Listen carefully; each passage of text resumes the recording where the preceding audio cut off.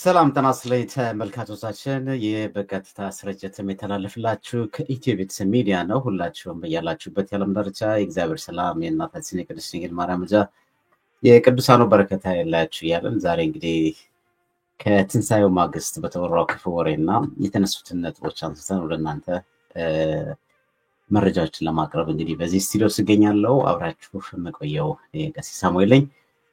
በድጋሚ እንግዲህ እንኳን ለብርሃነ ትንሣኤው በሰላም በጤና አደረሳችሁ አደረሰን ለማለት እወዳለሁ። ምናልባት በዚህ ወቅትና በዚህ ሰዓት ብዙዎቻችሁ እንደምታውቁት ስለ ክርስቶስ ትንሣኤ ስለምናወሳ በተለይ በዚህ በዓለ ሃምሳ ቤተክርስቲያናችን ካስቀመጠችልን የሰላምታ መለዋወጥ ጀምሮ ነው እንግዲህ መነሳት የምንችለው። ያው ክርስቶስ ተንሥአ እሙታን በዐቢይ ኃይል ወሥልጣን አሰሮ ለሰይጣን አግዓዞ ለአዳም ሰላም እምይእዜሰ ኮነ ፍስሐ ወሰላም ብለን ይህንን ሰላምታ እንለዋወጣለን። የዚህ ትርጉም ደግሞ ክርስቶስ በታላቅ ኃይልና ስልጣን ከሙታን ተነሳ፣ ሰይጣንን አሰረው፣ አዳምንም ነፃ አወጣው። ስለዚህ እንግዲህ ከእንግዲህ ወዲህ ፍጹም ደስታ ሰላምና ደስታ ሆነ ይላል።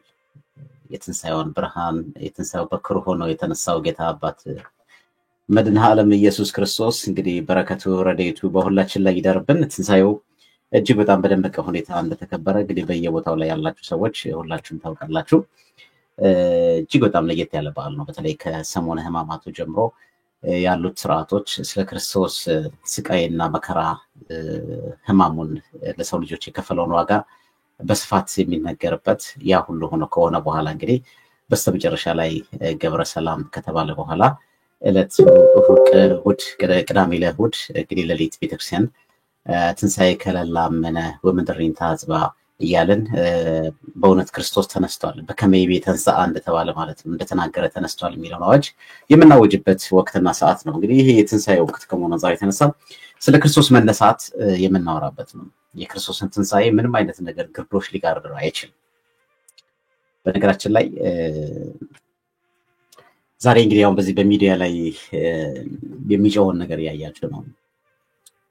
ቤዛ የሆነ ጌታ ኢየሱስ ብቻ ነው ብለዋል እኚህ አባትና በጣም ብዙ ሰዎች ይህን እየተቀባበሉት ነው።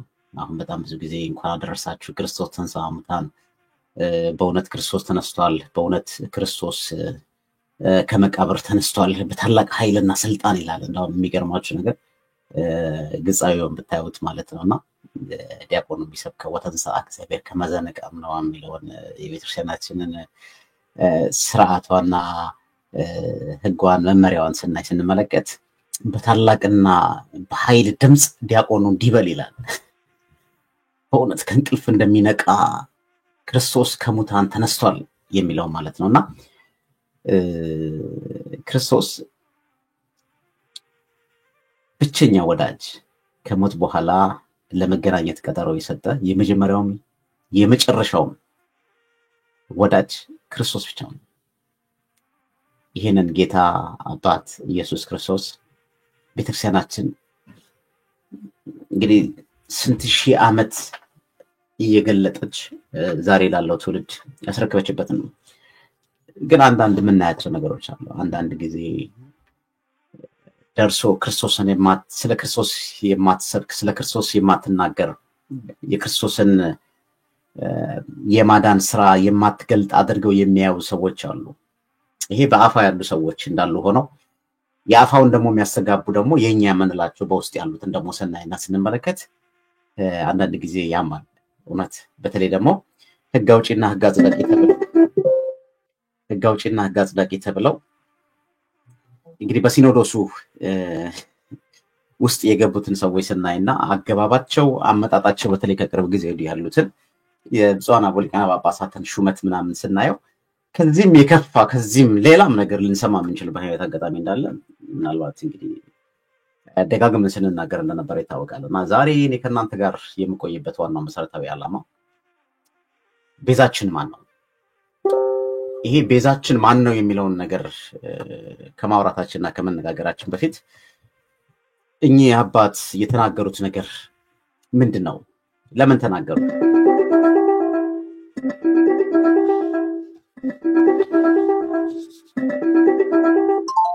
ይቅርታ፣ ለምን ተናገሩ? እውነት ዳህ ጸልሳን ነው ወይ? ይህንስ ነገር ያስተላለፉበት መድረክ ምን አይነት መድረክ ነው? በዚሁ መድረክ ላይ እስከዚህ ቀደም ምን አይነት መልእክቶችን አስተላልፈዋል? አሁን አንዳንዶቻችን ደርሰን ምናምን እንዲህ አይነት ነገሮችን ስንሰማ አይ በቃ ወጥሰስተው ነው ወይ የሆነ ነገር ነው ብለው ነው ምናምን ልንል እንችላለን። ነገሮች በጥናት የሚካሄዱ ነገሮች ሆን ተብለው የሚከናወኑ ለዚህም ደግሞ አገልግሎት የሚመቹ እነማን ናቸው ተብለው ተመልምለው ወፈርና ዳጎስ ያለ አበልና ክብር የሚሰጣቸው ተመልምለው ደፋር የሆኑ በክርስቶስ የማዳን ስራ ውስጥ አሁን በጵጵስና ማዕረግ ጀምረው ወይም ደግሞ ጳጳስ ከመሆናቸው በፊት ጌታ ጌታ ብለው የሚጠሩ እነማን ናቸው? ወይም ደግሞ በቃ በድፍረት ይህንን ወጣት ሊያለማምዱት የሚችሉት ነገር እኔ አንዳንዴ ይገርመኛል። ወለት ይህንን ስናገር ትንሽ ያማል። ለምን አውደ ምሕረት ላይ ቆሜ ስለ ክርስቶስ ለመናገር ወይም ስለ ክርስቶስ ለማውራት የሚከለክለኝ ማንም ነገር ማንም ሰው እንደሌላ ምናምን ማንም መድረኩም ቤተክርስቲያኒቷም ይሄንን ነገር የምታደርገውን ነገር ማለት ነው። እንዳውም ሰው አይሰማውም እንጂ ሰው አይሰማውም ማለት በጣም ብዙዎቹ ለምሳሌ በግዕዝ ዜማዎቹ ቢተረጎሙ ሰዓታቱ ህማማቱ ላይ ያሉት ነገር አሁን በርግጥ ግብረ ህማማቱን በጣም ብዙዎችን ስናይና ስንመለከት የሚነበበው እንደምታዩት በአማርኛ ነው። የሚዜሙት ዜማዎች በዕለተ ዓርብ የሚዜሙትን ዜማዎች እያንዳንዳቸው እየተተረጎሙ ይወጡ ስለ ክርስቶስ ህማም፣ ስቃይ፣ ቤዛነት ስለ ክርስቶስ የማዳን ስራ ከኢትዮጵያ ኦርቶዶክስ ተዋሕዶ ቤተክርስቲያን በላይ የሚመሰክር ማን ነው? ከኢትዮጵያ ኦርቶዶክስ ተዋሕዶ ቤተክርስቲያን ክርስቶስን የሚገልጥ ማን ነው? ቤተክርስቲያን መስበክ ያለባት እንዲህ ነው፣ ቤተክርስቲያኒቷ መስበክ ያለባት ይሄ ነው፣ ይሄ ቤተክርስቲያኒቷ አስተምሮ ነው ብሎ መናገሩ እዛው ቤት ውስጥ ተቀምጠህ ሕግ አውጪና ሕግ አጽዳቂ የሆነ በአንድም በሌላም ሰውም ይፍቀደል፣ ጊዜውም ይፍቀደል፣ ማንም ይፍቀደል ገብተህ ወሳኝ አካል ሆነ እንደፈለክ መናገር በቻልክበት ሰዓት አገረ ስብከት ተሰጥቶ እንደፈለክ መሆን በተቻለበትና ወቅትና ሰዓት ወጥተህ መድረክ ላይ እንዲህ ብሎ መናገሩ የአባታችን ነገር ከምን አንጻር ለምን ይሄ ሊሉታል የሚሉትን ማየት ያስፈልጋል። ከዛ በፊት ግን እንደው ምንድነው በትንሣኤው ማግስት የተወራው ክፉ ወሬ የሚለው መጽሐፍ ቅዱሳዊ እንደሆነ ግን ማሳየት ፈልጋለሁ። እውነቴን ነው፣ መጽሐፍ ቅዱሳዊ ነው። ምክንያቱም ጌታችን መድኃኒታችን ኢየሱስ ክርስቶስ በከመ ይቤ ተንሥአ ብሎ ወይም እንደተናገረ ተነስቷል ብሎ ያወጀው የመጀመሪያው መልአክ እንግዲህ በመወለዱ የምስራቹን ዜና ለዓለም ያሰማ መልአክ እነሆ በዳዊት ከተማ ንጉሥ ክርስቶስ የሆነ እርሱ ተወልዶላችኋል ብሎ የምስራቹን ዜና ያሰማው መልአክ ነው። እንግዲህ የመጀመሪያውን ትንሣኤ እንደተናገረ በከመ ይቤ ተንሥአ ብሎ የተናገረው ማለት ነው። ይህ ከሆነ በኋላ ግን ምንድነው በወቅቱ የተፈጸመው የሚለውን ነገሮች ላይ በጣም መጽሐፍ ቅዱስን መሰረት አድርገን ብንነጋገርና ብናወራ ደስ ይለኛል። እንግዲህ የማቴዎስ ወንጌል ምዕራፍ 28ን ሙሉውን ቤታችሁ አንብቡ። ቁጥሩ እስከ 20 ድረስ ነው የመጨረሻው የማቴዎስ ወንጌል ማለት ነው። ነገር ግን በሚገርማችሁ ሁኔታ ክርስቶስ ከመሞቱ ወይም ደግሞ ወደ መስቀል አውርደው ከሰቀሉት በኋላ ገና በሕይወቱ ሳለ ይህን ቤተ መቅደስ አፍርሱት በሶስተኛውም ቀን አስነሳለሁ ብሎ እየተናገረ ሲያስተምራቸው ሲነግራቸው ያልገባቸው ያልተረዳቸው ልባቸውም የጠመመ አይናቸውም የታወረ ህሊናቸውም እጅግ በጣም በእውነት ማንነታቸውን የካዱ ጻፍ ቅዱሳውያን ክርስቶስ ወደ መቃብር እንግዲህ ዮሴፍ ጲላጦስን ለምነው የጌታን ስጋ ከኒቆዲሞስ ጋር ገንዘው ከተቀበሉት በኋላ ይላል የካህናት አለቆች ፈሪሳውያን ወደ ጲላጦስ ቀርበው ጥያቄ ያቀረቡ ይላል። ይህ ጥያቄ ምንድነው ሲባል በሕይወቱ ሳለ ከሶስት ቀን በኋላ እነሳለሁ እንዳለ አሁን ትዝ አለኝ ይላል። ይሄ ቲፒካሊ መጽሐፍ ቅዱስ ላይ ያለ ቃል የማቴዎስ ወንጌል ምዕራፍ 27 ቁጥር 64 ላይ ማለት ነው። በህይወቱ ሳለ ከሶስት ቀን በኋላ እነሳለሁ እንዳለ ትዝ አለን። ከገደሉትና ለሞት አሳልፈው ከሰጡት በኋላ እርግጥም እንደው በፈቃዱ ሞተ የሚለውን ነገር አምነን ብንናገርም ምክንያት የሆኑትን ጸሐፍት ፈሪሳውያን ግን መጥቀሱ ተገቢ ነው ብዬም ስለማምን በህይወቱ ሳለ ከሶስት ቀን በኋላ እነሳለሁ እንዳለ ትዝ አለናል። ያኔ ስለ ትንሣኤው ሲነገር በምሳሌ ሲያስተምራቸው ያልተገነዘቡ ወደ መቃብር ሲወርድ ስጋት አድሮባቸው እንዲህ አሉ። ደቀ መዛሙርቱ መጥተው በሌሊት እንዳይሰርቁት ለህዝቡም ከሙታን ተነሳ እንዳይሉ የኋለኛው ስህተት ከፊተኛው ይልቅ የከፋች ትሆናለችና መቃብሩን ለሶስት ቀን ድረስ እንዲጠበቅ ትእዛዝ ስጥልናል። ጲላጦስን ማለት ነው። ደቀ መዛሙርቱ መጥተው ሰረቁት። እንደሚነሳ ያውቃሉ። የተናገረውን የሚፈጽም የገባውን ቃል የሚተገብር የመጀመሪያውም የመጨረሻውም ኃይሉ የበረታ ክንዱ የጸና ክርስቶስ ጌታ ኢየሱስ ብቻ ነው። ይሄን ቤተክርስቲያን በድፍረት ነው የምትናገረው፣ በመላት ቃል ነው የምትናገረው። ቅድም እንደነገርኳችሁ ከሞት በኋላ ለመገናኘት የመጨረሻውም የመጀመሪያውም ቀጠሮ ሰጥቶ የተናገረውን የፈጸመ በከሜ ቤተንሳ ተብሎ የተነገረለት ክርስቶስ ብቻ ነው። በክርስቶስ ላይ በሐሰት ወንጀል ባደረሱት ክፉ መከራ ራሱን ከበደሉ እጁን ያነጻው ጲላጦስ እነሱም የበረቱና የጠነከሩ ምንድን ያላችሁ ጠባቂዎች አሏችሁ፣ ሄዳችሁ እንዳወቃችሁ አስጠብቁ አላቸው።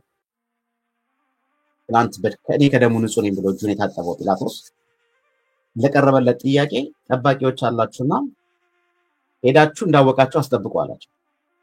እነዚህም ሰዎች እንግዲህ የበረቱ የጠነከሩ ብሎም የታመኑትን መርጠው ድንጋዩን አትመው በመቃብሩ ላይ አስቀመጡት ይላል የማቴዎስ ወንጌል ምዕራፍ 27 ቁጥር 16 ላይ ማለት ነው። አሁን እንዲህ ከሆነ በኋላ እነሱ አትመው ያስቀመጡት ድንጋይ ወይም የተቀጠሩት እነዚህ ታማኝና ጠንካራ ተብለው የተመለመሉት መጽሐፍት ፈሪሳውያን ጠባቂዎች ክርስቶስን ለመነሳት ቃሉን ለመፈጸም ጊዜ አልፈጀበትም። እንደተናገረ ተነሳ።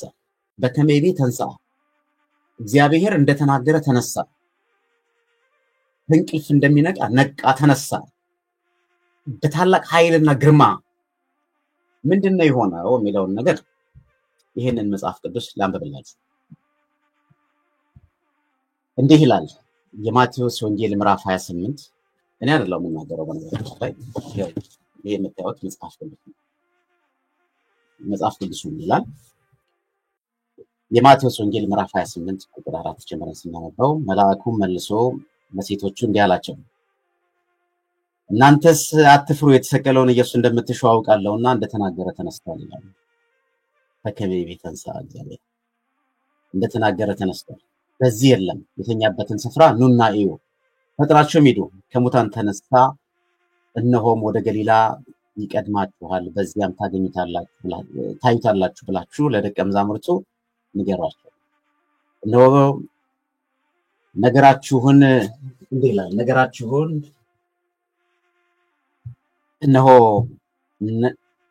ነገራችሁ በፍርሃትና በታላቅ ደስታ ፈጥነው ከመቃብር ሄዱ። እነሆ ነገርኳችሁ ካላቸው በኋላ በፍርሃትና በታላቅ ደስታ ፈጥነው ከመቃብር ሄዱ። ለደቀ መዛሙርቱም ሊያወሩ ሮጡ። እነሆ ኢየሱስን አገኘናቸውና ደስ ይበላችሁ አላቸው። እነርሱም ቀርበው እግሩን ይዘው ሰገዱለት። በዚያን ጊዜም ኢየሱስን አትፍሩ፣ ሄዳችሁ ወደ ገሊላ እንዲሄዱ ለወንድሞቼ ተናገሩ፣ በዚያም ያዩኛል አላቸው። ሲሄዱም ሳሉ እነሆ ከጠባቂዎቹ አንዳንድ ወደ ከተማ መጥተው የሆነውን ሁሉ እዚህ ጋር ነው እንግዲህ ከጠባቂዎቹም አንዳንድ ወደ ከተማ መጥተው የሆነውን ሁሉ ለካህናት አለቆች አወሩ ይላል። ከሽማግሌዎች ጋርም ተሰብስበው ተመካከሩና ለጭፍሮችን ብዙ ገንዘብን ሰጧቸው። እኛ ተኝተን ሳለ ደቀ መዛሙርቱ በሌሊት መጥተው ሰረቁት አሉ። ይህንን በገዢዎች ዘንድ የተሰማ እንደሆነ እኛ እናስረዳዋለን፣ እናንተ ላይ ያለ ስጋት እንድትሆኑ እናደርጋለን አሏቸው። እነርሱም ገንዘቡን ተቀብለው እንዳስተማራቸው አደረጉ። የሐሰት ትምህርት ማለት ነው። ይህንንም ነገር በአይሁድ ዘንድ እስከዛሬ ድረስ ሲወራ ይኖራል ይላል። በአይሁድ ዘንድ እስከዛሬ ድረስ ሲወራ ይኖራል። ከትንሣኤው ማግስት የተወራ ክፉ ወሬ። በገንዘብ እውነት ስትደበቅ በገንዘብ የክርስቶስ ትንሣኤን ለመሸፈን የሞከሩት ጸሐፍት ፈሪሳውያን አልተሳካላቸውም።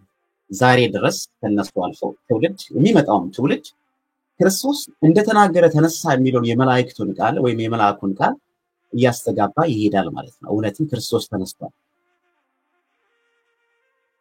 የሚለው ማለት ነው። ከትንሣኤው ማግስት የተወራ ወሬ ነው። ወደኛ አባት ነው። እኛ አባት እንግዲህ ፍኖተ ጽድቅ የሚባለው ከዚህ ቀደም በተደጋጋሚ የሰራንበትን ሚዲያ አንድ ጊዜ የተበረዘ፣ አንድ ጊዜ የተበከለ፣ አንድ ጊዜ ቲታኖስ የሆነ ነገር ሰንኮፉ ካልተነቀለ በስተቀር ለቆ አይወጣም። በጣም ኃይለኛና ትልልቅ የተባሉትንም ሰዎች ጭምር ለማንበርከክ የተሄደበትን ርቀት እናያለን። ሰውየው እጁ ረጅም ስለሆነ በገንዘብ ሁሉን ገዝቶታል። ኢቭን ትልቁን አንጋፋውን ማህበረ ቅዱሳንን ሳይቀር አፉን አስጭኖታል። አፉን እንዳይናገር ዝም አድርጎታል።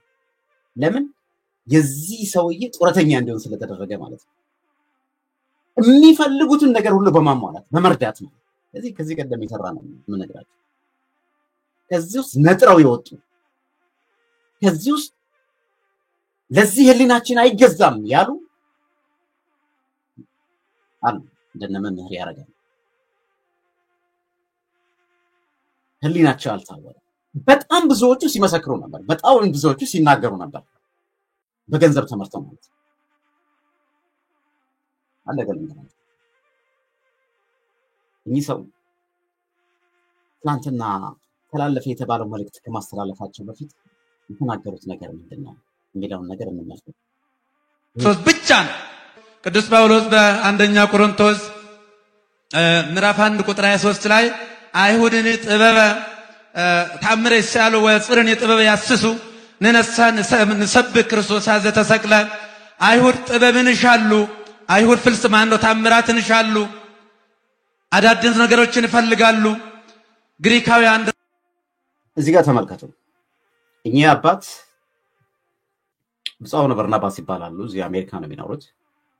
እንግዲህ ጳጳስም ከመሆናቸው በፊት አስቀድመው ያው እንደምታውቁት በብዙዎች በተለይ በክርስቶስ የማዳን ስራ ውስጥ ምን በለው በቅዱሳን ላይም እንዲሁም ደግሞ በተለያዩ አነጋጋሪ በሆኑ ከቤተክርስቲያን በተለይ በመናፍቃን እይታ ውስጥ የሚታዩ የሚንጸባረቁ ነገሮችን በማንሳት አወዛጋቢ የሆኑትን ፋላሲ የሆኑትን ነገሮች በማውጣት የሚታወቁ አባት ናቸው። አሁንም ጳጳስ ከሆኑ በኋላ ስለዚህ እዚህ ቦታ ላይ የሚጠሩት እዚህ ቦታ ላይ የሚመጡት ምናልባት ተቀይጠው የሚመጡ ሰዎች ሊኖሩ ይችላሉ። ጳጳሳትም ተቀይጠው ሊመጡ ይችላሉ።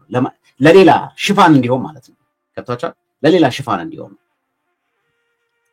አብሯቸው ያሉትን ጳጳስ እንዴት አድርገው እንደሚሰሙና እኛው እንዴት እንደሚሰሙ ማየት ይቻላል። አንዳንድ ጊዜ ተመስጠው እኮ ነው ልንል እንችላለን። ለምሳሌ ሰው የፈለገውን ነገር ውስጡ ያለውን ነገር እንዲነገርለት የፈለገውን ነገር ሰው ሲነገርለት በተመስጦ በቃ ምክንያቱም በነገራችን ላይ የእውነትም ነገራችሁ ነገር ዛሬ በዘመናችን በተለይ አሁን ባለንበት ወቅትና ሰዓት ላይ እግዚአብሔር ያጣው ነገር ምንድነው ብትሉኝ እኔን የሚናገርለት ሰው አይደል። እንደነዚህ ጳጳሳትም ገብቷቸዋል። ጳጳስ ነኝ ብሎ አስኬማውን አድርጎ ወጥቶ የፈለገውን እንደሚዘባርቀውና እንደሚናገረው ሰው አይደለም። እግዚአብሔር ያጣው የተናገረውን ነገር በህይወቱ የሚኖርለት ነው። በአጠቃላይ በእውነት ነግራቸዋለሁ አገልግሎቱ ጀርባ ያለውን ነገር ስናይና ስንመለከት ብዙዎቹ በእግዚአብሔር ምህረትና በእግዚአብሔር ቸርነት ቆመን ቤተክርስቲያኒቷ ተከፍታ ትዘጋለች እንጂ በአገልግሎት ደረጃ እውነቴን ነው ከድፍረት አንፃር የተነሳ እግዚአብሔር ሳያጠፋን በምህረቱ እያየን የታገሰበት ዘመን ይኖር ከፊት ይልቅ ይሄ አሁን ያለንበት ዘመን ነው። የውሸት ፍቅር የሌለበት አገልግሎት፣ እምነት የሌለበት አገልግሎት፣ ለታይታ ብቻ ሰውን ለማስደሰት፣ ባለስልጣንን ለማስደሰት፣ ሀብታምን ለማስደሰት የምናጎበድድ የሚያጎበድድ ይሄ ደግሞ ታች ባለ አገልጋይ ቢሆን ያምራል። ላይ ባሉ አገልጋይ ጳጳስ ተብለው ደግሞ በጳጳስ ደረጃ ሰውን ለማስደሰት አንድን ሰው ለማስደሰት እኛ አባት እውነት በጣም ጌታን ይገልጣሉ። በቃ የጌታ ወታደር ታማኝ ወታደር ናቸው ተብለው እንዲነገርላቸው ስምና ዝናን ከዛም ባሻገር ገንዘብንና ባለሀብትን ላይ የሚያጎበድቱን ስናይ ስንመለከት ይገርማል። ተመልከቱ እንዴት አድርገው እንደሚሰሙ። ይሄ መላችሁ እንግዲህ ባለሀብቱ ነው። የፍኖተ ጽድቅ ባለቤት ነው። ኬት እንደመጣ ኬት እንደወጣ ከዚህ ቀደም ከነበሩ ሰዎች ጋር ለምሳሌ እናሰግድ ምናምን የሚባሉት በወቅቱ ያኔ ቅድስት ሥላሴ መንፈሳዊ ኮሌጅም ሆነ በተለያየ ማጋጣሚ ላይ ሄደን በምናገለግልበት ሰዓት ላይ የክርስቶስን ማንነት መግለጥ እንጂ ስለ ቅዱሳን ማውራት ስለ ሚካኤል ስለ እመቤታችን ምናምን መናገር አስፈላጊ አይደለም ብለው የሚያምኑ ሰዎች ናቸው። ተመልከቱ። በየትኛውም መንገድ አሁን እነዚህ ሰዎች እንደያዙት አይነት አካሄድ የትኛውም የኢትዮጵያ ኦርቶዶክስ ቤተክርስቲያን አገልጋይ አይደለም ይቅርና አገልጋይ ምዕመኑ እንኳን አያምንም። ለይቶ የሚያውቀውን ነገር ማለት ነው። ግን ታች የሚነሱትን የመናፍቃንን ጥያቄ ያመጣህ እዚህ ጋር ልክ ለነሱ ምላሽ እንደመስጠት እኛ ቤት ያሉ የተዋህዶ ሰዎች የኛ የሆኑ በተዋህዶ ቤት ውስጥ ያሉ እየተባለ እንዲነገርላቸው ከቅርብ ጊዜ የሆነ የመጣ ነገር አለ። እሱ የገባው ነው፣ ወንጌል የገባው ነው፣ እንደዚህ የሆነ ነው። ወንጌል የሚገባ ጌታ ጌታ ስላልክ ብቻ ነው። እመቤታችን ቅድስት ድንግል ማርያም እኮ ክርስቶስን የምናይባት እውነተኛችን መስተዋት እኮ ናት። ቅዱሳን እኮ በኃይላቸው እግዚአብሔር በሰጣቸው ጸጋ ክርስቶስን አሳይተውን ያለፉ መስተዋቶቻችን እኮ ናቸው። የኑሯቸውን ፍሬ እየተመለከታችሁ በእምነት እነሱን መሰሯቸው የሚለውን ቃል እየተጥለነው ነው። ለምንድን ነው የሚያመን ስለ ክርስቶስ ሲነሳ? ለምንድን ነው የሚያመን ስለ ቅዱሳን ስለ ነገረ ቅዱሳን ሲነሳ? ስለ ነገረ ማርያም ሲነሳ የሚያመን ለምንድን ነው? ውጭ ያለው የመማው ውስጥ ያለን ሰዎች የሚያመን ለምንድን ነው? እውነት ሳይገባችሁ ቀርቶ ነው። ኢትዮጵያ ኦርቶዶክስ ቤተክርስቲያን የትኛው አስተምህሮ ነው ነገረ ቅዱሳንን ወይም ነገረ ማርያምን በተመለከተ በመናወሳበት በመናገርበት ስለ ነገረ መስቀሉ ስንናገር ከክርስቶስ አስበልጠን የምንናገረው ማንን ነው?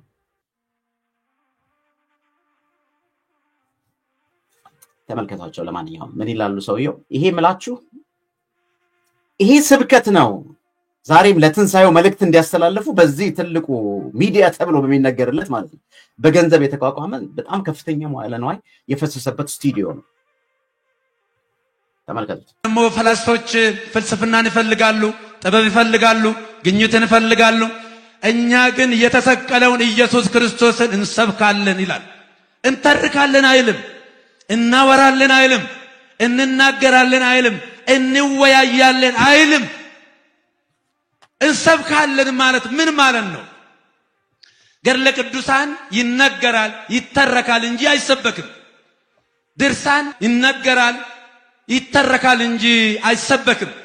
ታሪክም ይተረካል እንጂ ከዚህ የዘለለ ትርጉም አይሰጠውም። ነገር ግን ለዘላለሙ የሚሰበከው ጌታችን አምላካችን መድኃኒታችን ኢየሱስ ክርስቶስ ነው።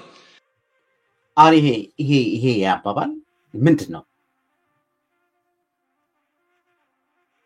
እኔ በጣም ይደንቀኛል። ምንድነው ይሄ አባባል?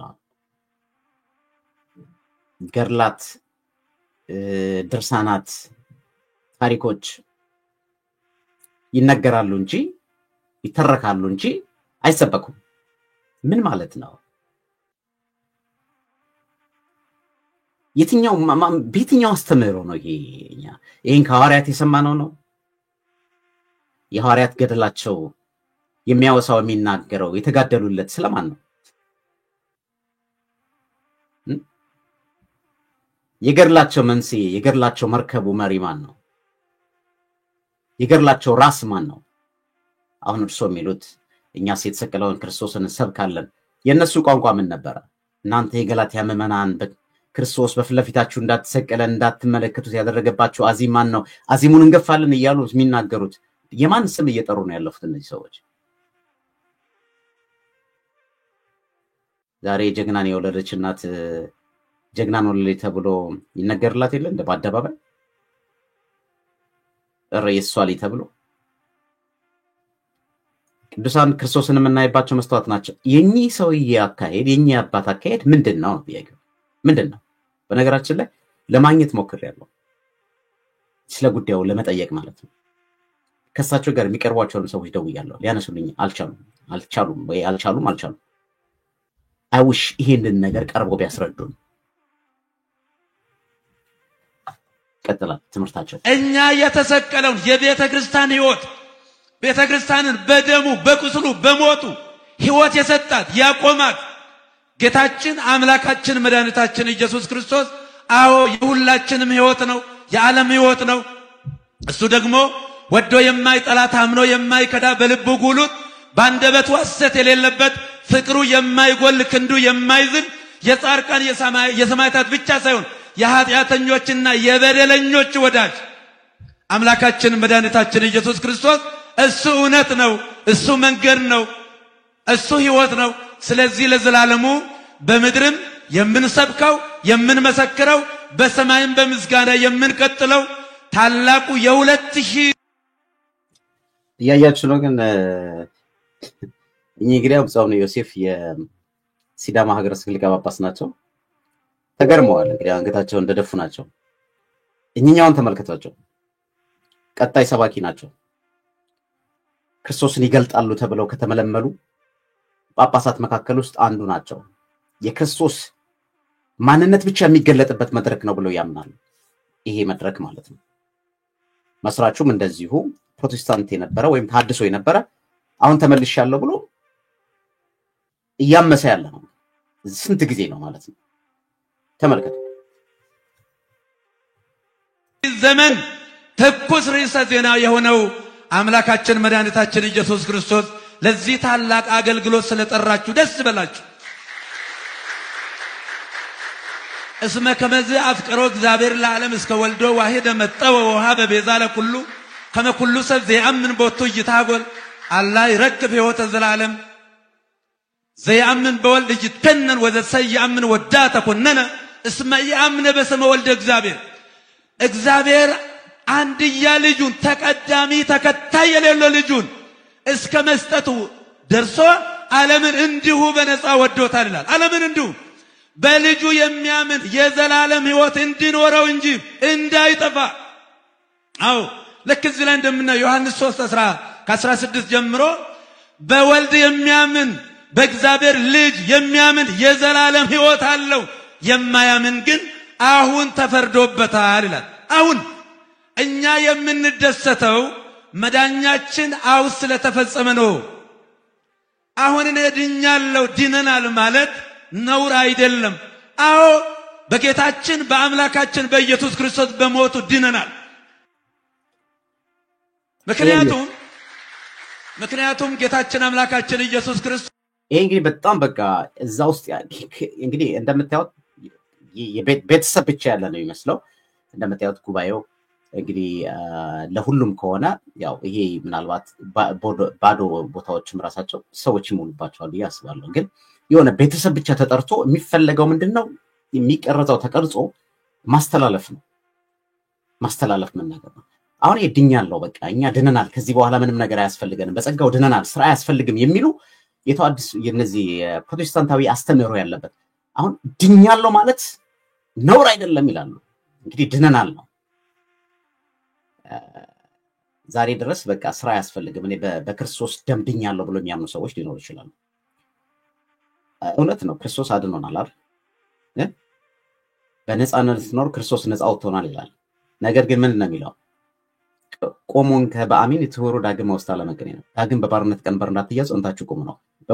በባርነት ቀንበር እንዳንያጸንተን የምንቆምበት ደግሞ ምግባራችን የምንሰራው በጎ የሆነ ስራ ነው ማለት ነው አይደል?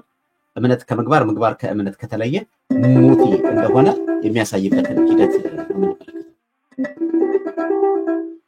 ከዚህ አንፃር ስንመለከት አሁን ያለውን ነባራዊ ሁኔታውን ስናይ እኚህ ሰው ለማስተላለፍ የፈለጉት መልእክት ምንድነው ነው?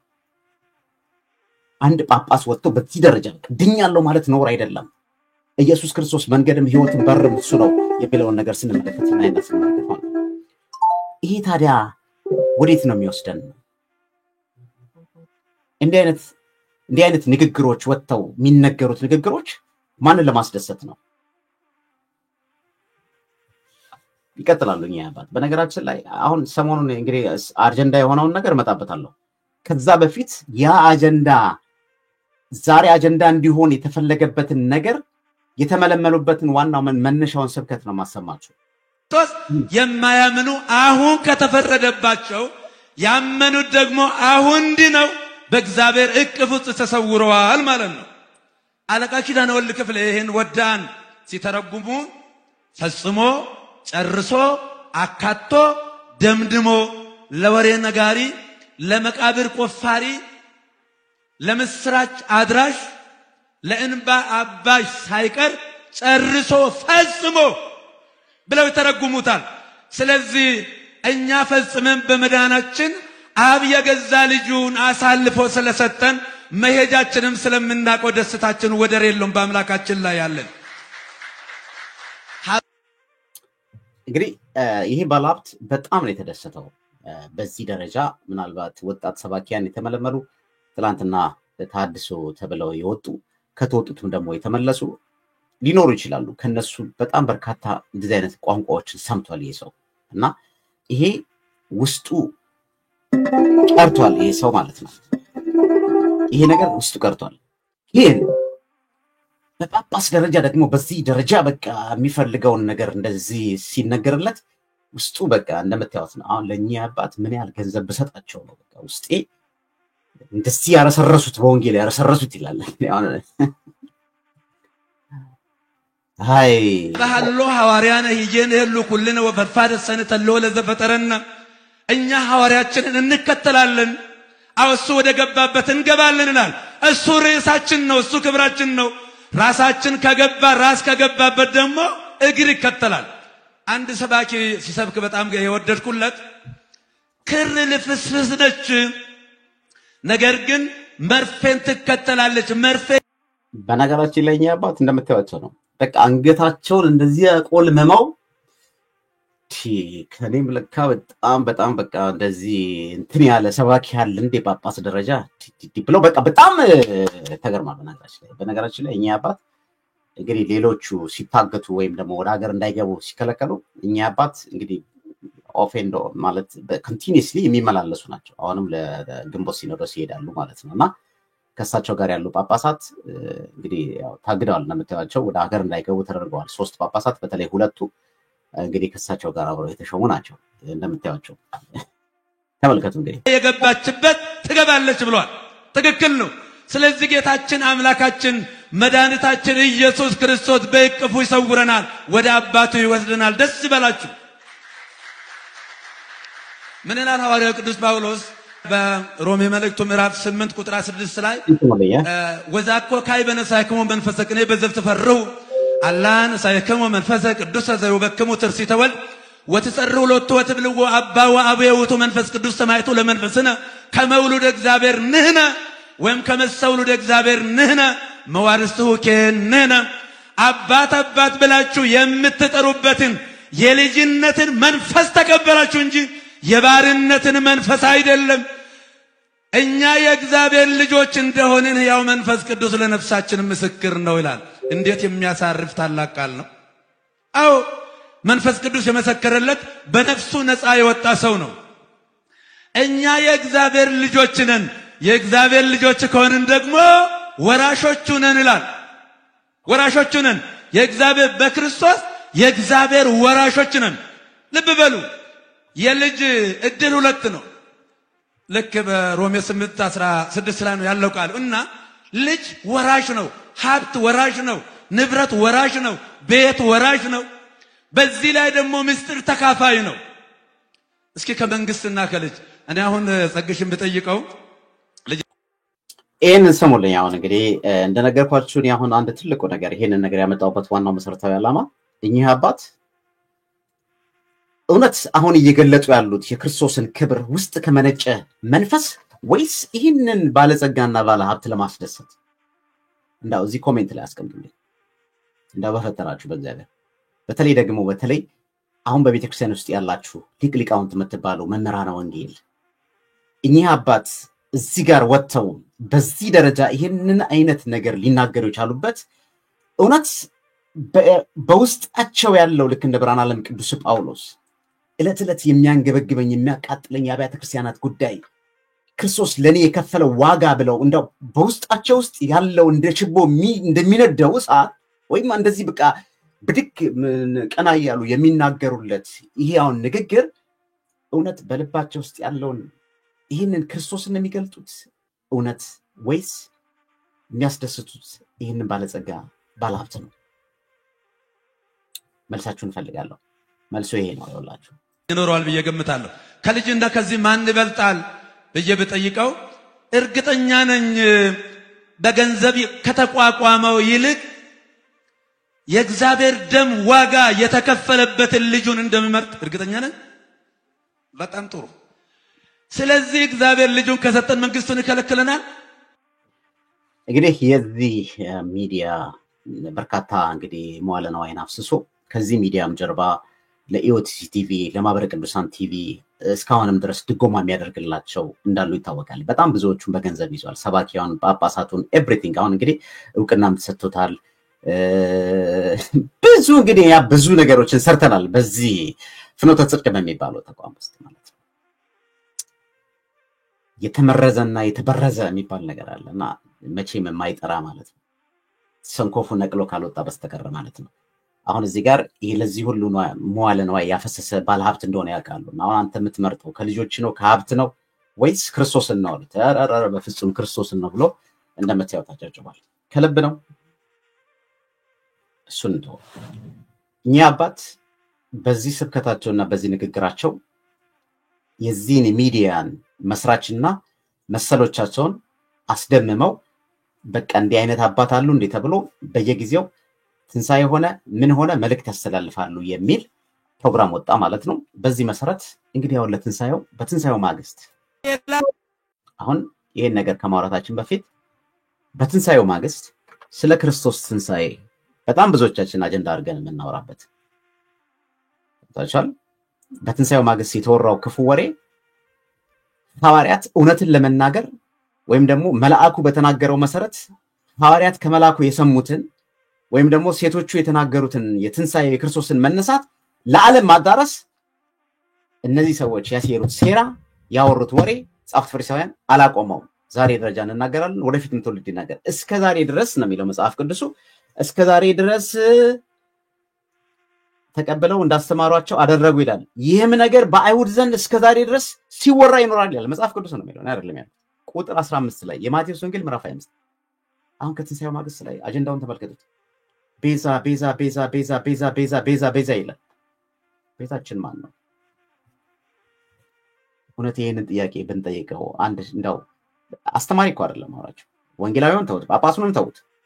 አንድ በቤተክርስቲያን ውስጥ ያደገ ቤዛ ማን ነው? ዋጋ የከፈለልህ ማን ነው ቢባል እመቤታችን ይላል፣ ቅዱሳን ይላል። በቃ እንደው በቃ ምን ነግራችሁ እንደው በጣም በቃ ቤተክርስቲያን ውስጥ ኦን ኤንድ ኦፍ ሆኖ የሚመጣ ነው ማወራላችሁ። በጆሮ የጠገበውና የሰማውን ነገር ለመረዳትና ለመጠየቅ ቤዛ ማን ነው? ቤዛ ሆኖ ተሰቅሎ ያዳነ ማን ነው? ከሞት በስተጀርባ ህይወት፣ ከመቃብር በስተጀርባ ትንሳኤ እንዳለ ያወጀል ማን ነው? ሰፊ ትከሻ ያለው ብርቱ ክንድ ያለው ጌታ ቤዛ ሆነልህ አልሆነልህ ብለህ ብትጠይቀው መልሱ ምንድነው? አሁን ይሄ ስብከት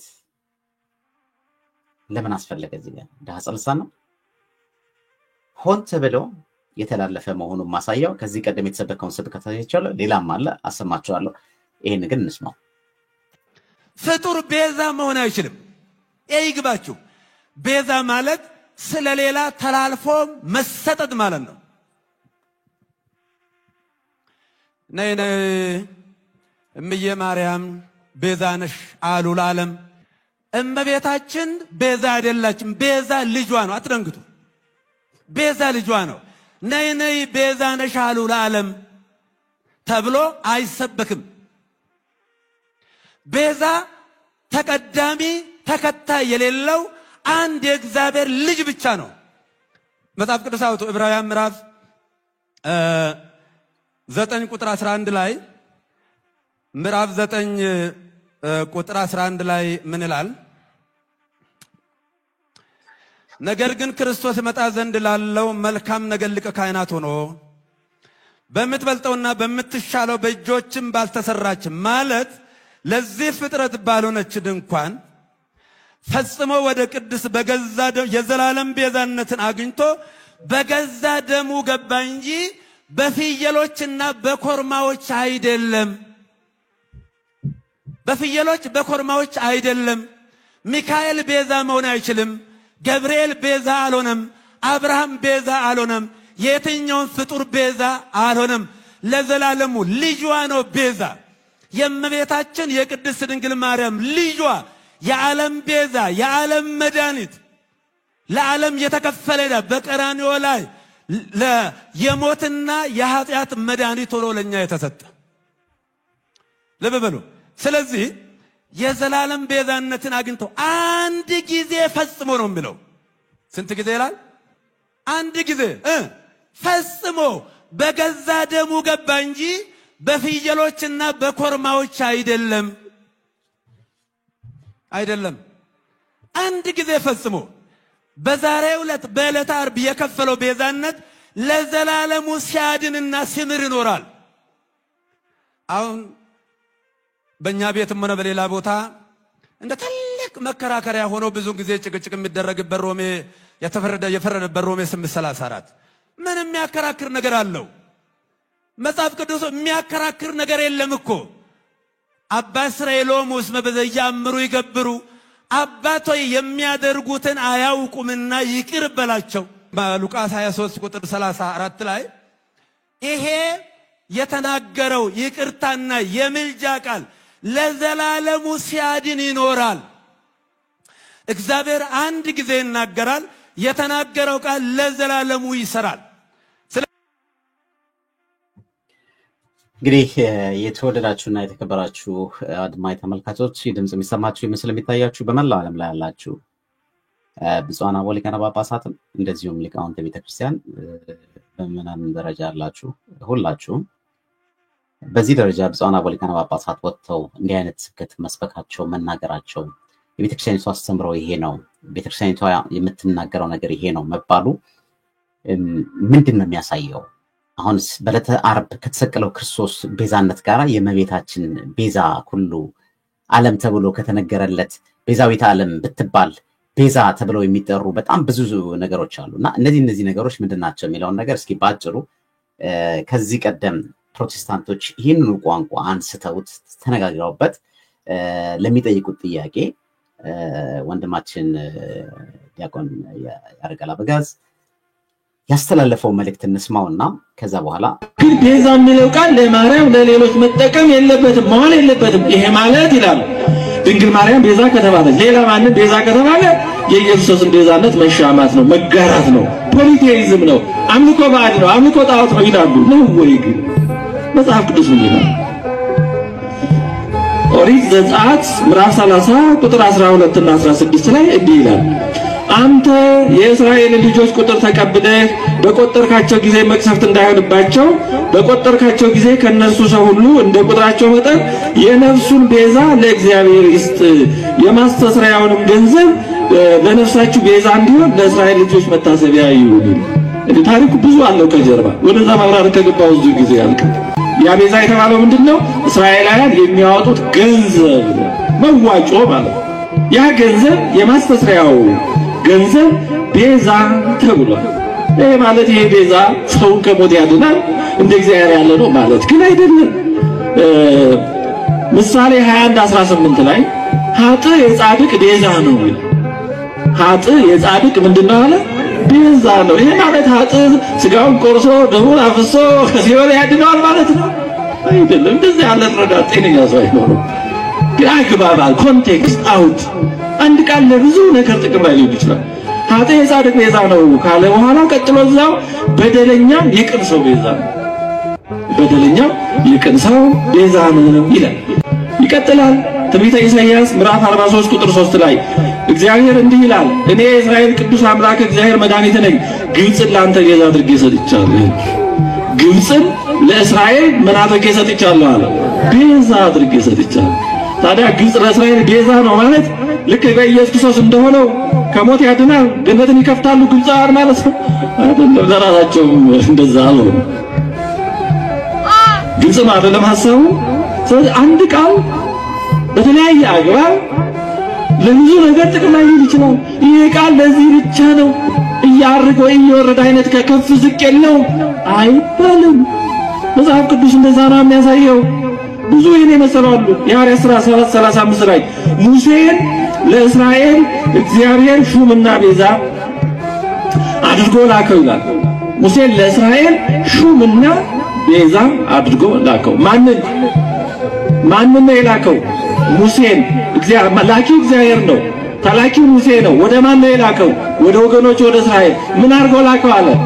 ሹምና ቤዛ። ቅዱስ እስጢፋኖስ ነው ያንን የብሉይን ታሪክ ተርኮ ሲነግራቸው ሹምና ቤዛ አድርጎ ላከው። ታዲያ ሙሴ ለወገኖቹ ቤዛ ከነበረ ሌላ ቤዛ ያስፈልግም ማለት ነው? ሙሴ የክርስቶስን ቤዛነት ይሻማል ማለት ነው? በጭራሽ እንዲህ ያለ አረዳድ አይደለም። እግዚአብሔር ይስጥልን። እንግዲህ በእውነት እዚህ ጋር የምናየውና የምንመለከተው ለሊቀ ጳጳሱ ጥያቄ ከማቅረቤ በፊት በመጀመሪያ ደረጃ በተለይ አንድ መምህር ያለውን ነገር እጅግ በጣም ውስጤን ስለነካኝ ማጋራት ፈልጋለሁና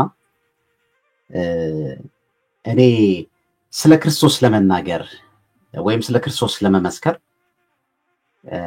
ምክንያት የሆኑንን ቅዱሳንን ወይም ደግሞ ምክንያት ድህን የሆነችንን ስለ ክርስቶስ መገኘት ስናወራ በመጀመሪያ ደረጃ ስሙን ኢየሱስ ትይዋለሽ ብሎ መልአኩ ከነገራት በኋላ ስሙን ኢየሱስ ብላ የጠራች ማንም ከመጥራቱ በፊት ስሙ ኢየሱስ ነው ብላ ከተወለደ በኋላ የጠራች ድንግል እናታችን ቅድስት ድንግል ማርያም ናት። እነዚህን በአግባብና በስርዓት መጠቀም ካለብን ማጣቀሻ ምሳሌ አድርገን ልናጣቅስ እንችላለን እንጂ ስለ ክርስቶስ ለመናገር የቅዱሳንን ስም እየጠራ ይህ አያስፈልግም። እመቤታችን ቤዛ መባል የለባትም። መተረክ ያለባት ወይ መነገር ያለበት ክርስቶስ ነው፣ ገድል መሰበክ የለበትም ብለህ ኮምፓሪዝም መፍጠሩ ከአንድ ጳጳስ ከአንድ ሊቀ ጳጳስ ነኝ ብሎ በቅዱስ ሲኖዶስ ውስጥ ሕግ አውጪና ሕግ አጽዳቂ ሆነው ወንበር ላይ ከተቀመጡት ከነዚህ የሰማው ሰው ምንድን ነው የሚረዳው? ወዴት እንሂድ? ለማን ነው አቤት የሚባለው?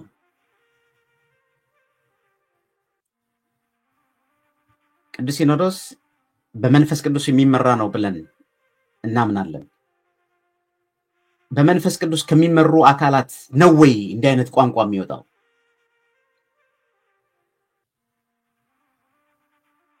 ቤዛ ማለት ቤዛነት ይተነተናል እንጂ አይከለከልም ይላል። እንኳን ለቅድስተ ቅዱሳን ለድንግል ማርያም ለወይዘሮ ቤዛም የተገባ ስም ነው ይላል። ምክንያቱም ወይዘሮ ብቻ ሳይሆን ወይዘሪትም ቤዛ ተብላ ትጠራለች። ያላገባች ማለት ነው። ካገባች ደግሞ ቤዛ ይባላሉ። በአጠቃላይ ቤዛ ማለት ምን ማለት ነው? ምትክ፣ ለውጥ፣ ካሳ፣ ዋጋ፣ ዋስ ማለት ነው። ቅድም ወንድማችን ዲያቆን አረጋል እንደነገረን ገንዘብ ራሱ ቤዛ የሚሆንበትን የተለያዩ ጥቅሶችን ሲያስቀምጥልን ነበር። ምናልባት ላልተሰማችሁ ሰዎች በአንደኛ መጽሐፉ ላይ ስንመለከት ለምሳሌ በመጽሐፍ ቅዱስ ውስጥ ብር ራሱ ቤዛ እንደሆነ ይመለከታል ነገር አንተ የእስራኤል ልጆችን ቁጥር ተቀበለ በቁጥራቸውም ጊዜ መቅሰፍትን እንዳይሆንባቸው በቁጥራቸውም ጊዜ ከነርሱ ሰው ሁሉ እንደ ቁጥራቸው መጠን የነፍሱን ቤዛ ለእግዚአብሔር ይስጥ ይላል። እዚህ ጋር ማለት አሁን ገንዘብ በመስቀል ላይ ተሰቅሏል ማለት ነው ቤዛ ብሎ ሲጠራው ኦሪት ዘጸአት ምዕራፍ 30 ቁጥር 12 ላይ። በሌላኛውም ደግሞ ሀብት ራሱ ቤዛ እንደሆነ ይናገራል። ለሰው ነፍስ ቤዛው ሀብቱ ነው ይላል። ሀብት ተሰቅሎ ነው ቤዛ የሆነው።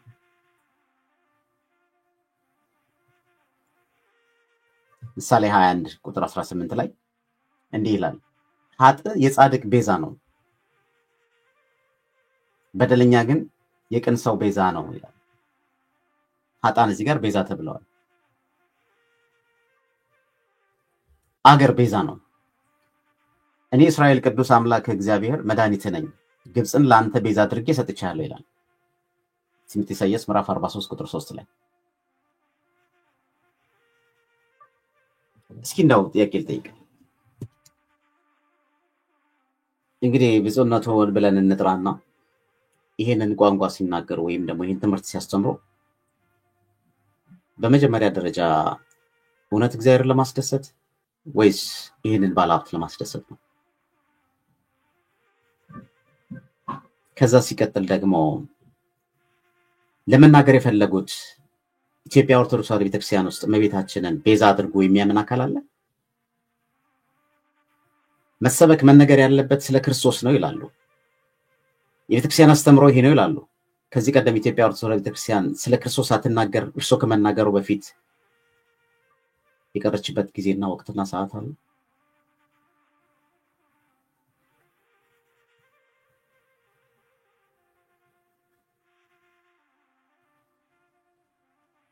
በእርግጠኝነት ለዚህ ነገር ምላሽ እንደሚሰጡ ተስፋ አደርጋለሁ። ግን በጣም በሚገርም ሁኔታ ይሄ ነገር ሆን ብሎ ታስቦ የሆነና የተደረገ መሆኑ ማሳየው ቅድም ያሰማሁት ቪዲዮ ትልቅ ምሳሌ ነው። ከሱም ባሻገር ደግሞ አንድ ቪዲዮ አለ። ይሄንን ቪዲዮ ማሰማት ፈልጋለሁ። ከዚህ ቀደም እዛው ድምረት ላይ የተናገሩት ነው። በማመን እንጂ ሕግን በመጠበቅ እንደማይድን እናውቃለን።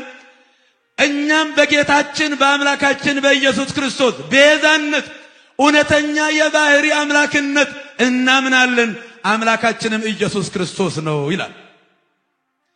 የኢትዮጵያ ኦርቶዶክስ ተዋሕዶ ቤተክርስቲያን አስተምሮ ይህ ነው። ምን ማለታችን ነው? ኢየሱስ ክርስቶስ በቀራንዮ ላይ በከፈለው መስዋዕትነት ለዘላለሙ ሲያድን ይኖራል። ሕገ ኦሪትን በመጠበቅ መስዋዕተ ኦሪትን በመጠበቅ በሌላ በብልጠትና በአቋራጭ የእግዚአብሔርን መንግስት መውረስ አይቻልም። እግዚአብሔር ኢየሱስ ክርስቶስ የእግዚአብሔር ልጅ ነው የሚለው ነው የቤተ ክርስቲያን ሕይወት። ቤተ ክርስቲያንም ህልውናዋን የምታስጠብቀው የእግዚአብሔር የመንግስት ወንጌልን በመስበክ እንጂ ሰዎችን በመቃብር ስፍራ በማስፈራራት አሊያም ደግሞ በንግድ ሽፋን ቤቶችን በመደርደር ወይንም ደግሞ ገንዘብ በማሳደድ ከነጋዴዎች ጋር ራሷን በማነጻጸር አይደለም። እንግዲህ እኔ በጣም የሚገርመኝ ነገር የሚሰበኩት ሰዎች ፕሮቴስታንት ናቸው፣ የሌላ እምነት ተከታዮች ናቸው። እየተናገሩ ያሉት ኮምፔር እያደረጉ ያሉት በኢትዮጵያ ኦርቶዶክስ ቤተክርስቲያን ነው ወይስ እነዚህ ሰዎች መሰበክ የሚፈልጉት በቃ በክርስቶስና ክርስቶስ የሆነውን ነገር ነው ኮምፔር እያደረጉ እንዲነገርላቸው መመሪያ ተሰጥቶት ነው ብፁዕነቶ ይሄ እንደዚህ ብለው የሚያስተምሩት? ወይስ ቅድም እንደነገርኩት ይሄንን ባለሀብት ለማስደሰት ነው? ዳህጽ ልሳን ብለው ይሄን ነገር ለመናገር ይከብዳል። ምክንያቱም ሆን ተብሎ የሚነገር ነገር ስለሆነ ማለት ነው። አንድ ጊዜ ብቻ የተነገረ አይደለም። ይሄ በሌላኛው ምዕራፍ ላይ የተነገረ ነው። ቅድም ያሰማኋችሁ ደግሞ ቤዛ የሚባለው አሁን ለዚህ ለትንሳኤው የተላለፈ መልእክት ነው። ይቀጥላሉ፣ እንዲህ ይላሉ። የቤተ ክርስቲያን ትልቁ ሕይወቷ ወንጌል ነው። ሐዋርያትን አታስቡ አላቸው። እኔ ሕይወት ነኝ፣ እኔ መንገድ ነኝ። አው መንገድ እኮ መዳረሻ ነው እኮ ምን ደርስበት ነው። መንገደ ሰማይ አምላካችን ኢየሱስ ክርስቶስ ነው። ሕይወታችን እሱ ነው። እውነታችን እሱ ነው። ለዚህም ነው ጌታችን አምላካችን ኢየሱስ ክርስቶስ ደቀ መዛሙርቱን እኔ ሕይወትም እውነትም እኔ ነኝ አለ። ውደዱቴን ነው መስበክ ያለብን። ቤተክርስቲያን መስበክ ያለባት ጌታችን አምላካችን ኢየሱስ ክርስቶስን ወንጌልን ነው። ኢየሱስ ክርስቶስ ጌታ ነው የሚል እንግዲህ ቤተክርስቲያን መስበክ ያለባት ወንጌልን ነው፣ ኢየሱስ ክርስቶስን ብቻ ነው ይላሉ። እርሶ ይህን ነገር ከመናገሩ በፊት ወይም ደግሞ የዚህ ጵጵስና ማዕረግ ከመድረሱ በፊት መነኩሴም እያሉ እዚህ አሜሪካ ውስጥ ኢየሱስ አይሰበክም ማለት ነው? ወንጌል አይሰበክም ማለት ነው? የወንጌሉ ራስ የወንጌሉ መሰረት ክርስቶስ አይደለም? እንደዚህ ብላ ማታምንም ማለት ነው ቤተክርስቲያን?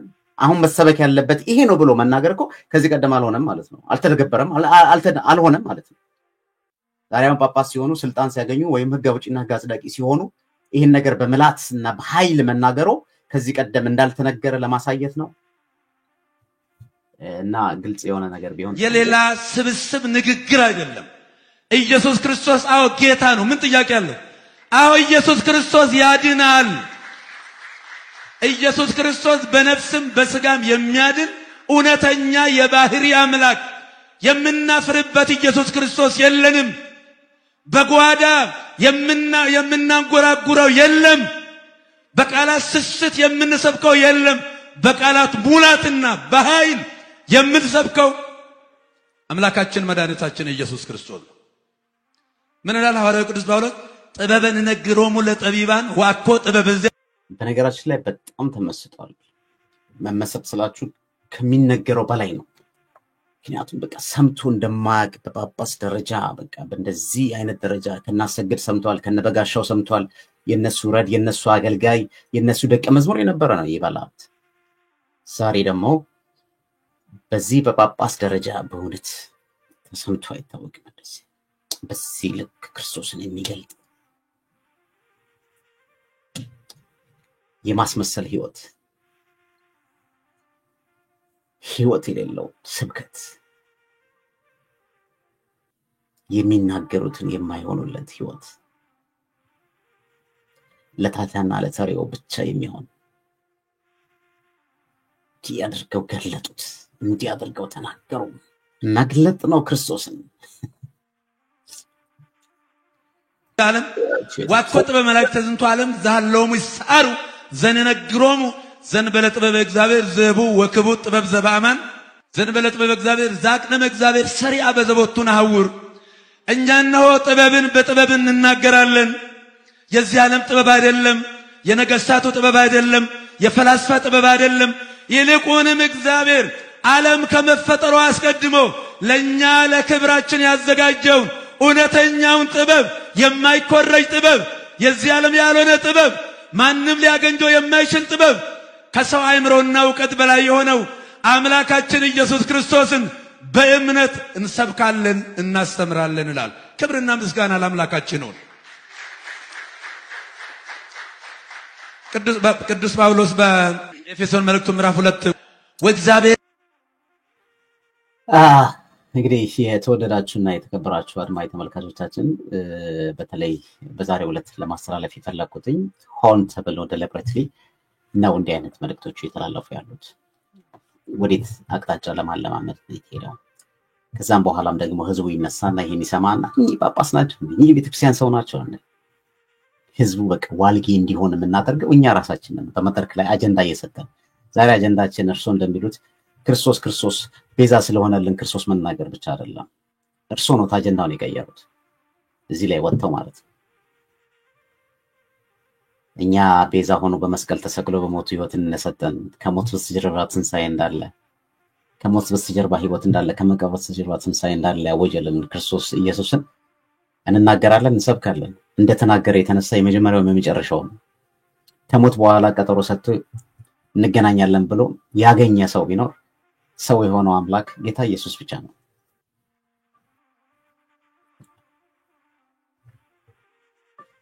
ቅዱሳን ደግሞ ክርስቶስን የምናይባቸው መስታወቶቻችን ናቸው። ቤዛ የሚለውን ነገር ስናይና ስንመለከት ከዚህ አንፃር ድንግል ማርያም ቤዛና ስትባል ደግሞ በሞቷ አዳነችን፣ ደሟን አፍስሳ በዕለተ ዓርብ በመስቀል ላይ ተሰቅላ ነፃ አወጣችን ማለት አይደለም። እውነት እንደዚህ ነው እንዴ ቤተክርስቲያን አስተምሮ? እርሷን እመቤታችን ቤዛ አትባልም ሲሉ እንደዚህ ቤዛነቷን ከክርስቶስ ጋር እኩል አድርጎ የሚያምን ኦርቶዶክስ አለ? ይሄ እኮ ፋላሲ እኮ ነው። እሰና ቢግ ኢዝ ወርድ ያለና ያልተፈጠረን ነገር ሆን ብሎ መናገር በጣም እኮ ወንጀልም ነውና እኔ ቅዱስ ሲኖዶስም ይሄን በዚህ ጉዳይ ላይ ምላሽ ይሰጥበታል ብዬ ተስፋ አደርጋለሁ ካለ ማለት ነው። ቋሚ ሲኖዶስም በለው ማንንም በለው ሊቃውንት ጉባኤም ጭምር አሁን በርካታ ሰዎች ይሄን ነገር የተነጋገሩበት ነው። አንድ ደፋር ከተናገረ ተናጋሪው ይበዛል። አለበለዚያ ሰውየው ባለጊዜና ባለተራ ናቸው። በንጹህ ኦሮሞነታቸው ተመርጠው የተመረጡ ጳጳስ ናቸው አይደል? የተባለው እንደዛ ነው። ስለዚህ ልክ ይሄ የወደቀ ዛፍ ላይ መጥረቢያ እንደሚበዛበት አንድ ሰው ከተናገረ ተለቅ ያለ ሰው ሁሉም ሰው ብሎ መጥቶ ይናገራል ማለት ነው። አሁን የምናየው ነገር ይሄ ነው። ሌላ ጊዜ ግን የፈለገ ነገር ቢናገር ማንም ዞር ብሎ አላ ከጀርባ ሊከሰተበት የሚችለውን ነገር ማሰብ አለ። መልካም ነው። አሁን እንደዚህ አጀንዳ መፈጠሩ አሁን ቅዱስ ሲኖዶስ ነው አይደል? ምልዓተ ጉባኤ ያለ ግንቦት ላይ ይጀመራል። አጀንዳ እየተፈበረከ ነው። አንድ ነገር ለማድረግ የታሰበ ነገር አለ ማለት ነው። አንድ ነገር ለማድረግ የታሰበ አለ። አሁን ይሄ አጀንዳ ተሰጥቶናል። ቀጣይ አጀንዳ ምንድነው? በእነሱ ርዕሰ ጉዳዮች ላይ እንነጋገራለን። አድማጭ ተመልካቾቻችን እንግዲህ በዚህ ጉዳይ ላይ ሊቀ ጳጳሱ ምላሽ ይሰጣሉ ብለን ተስፋ እናደርጋለን። እኛም ካገኘናቸው ለማቅረብ እንወዳለን።